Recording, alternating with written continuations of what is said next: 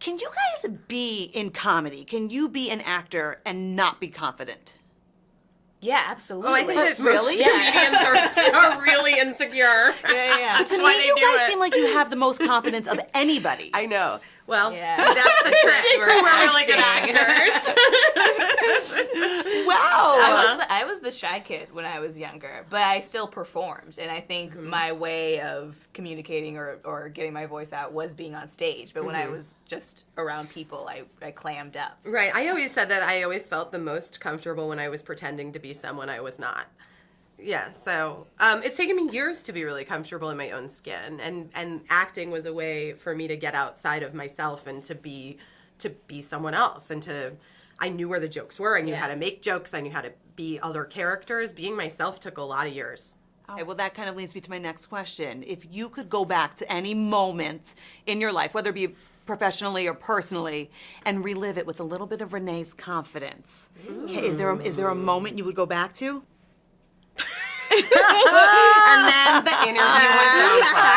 As the two actors sat in silence, we just stare off 15 minutes. With like one tear slowly rolling down my cheek.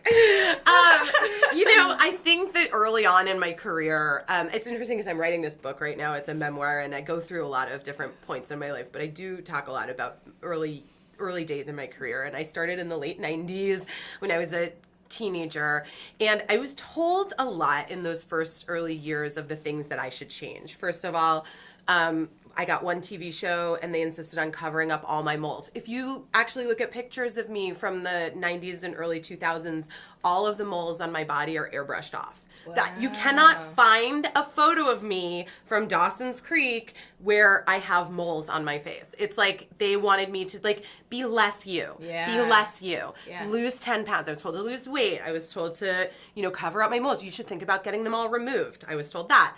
You should think about posing for more sexy photos.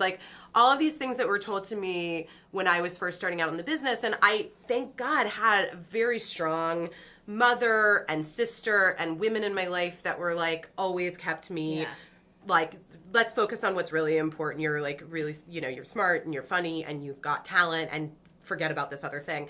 But that was tough. That was tough to hear for all of those years. Wow. Yeah. So there's that. I love following you on social Thanks, media. thanks. I think you do it in such a positive way. Great, thank you. What do you think things would have been like if you had social media when you were first starting out? I'm so glad that the internet didn't really exist. I wouldn't be here, I don't think, if TMZ were around. I was a mess. I was truly a mess.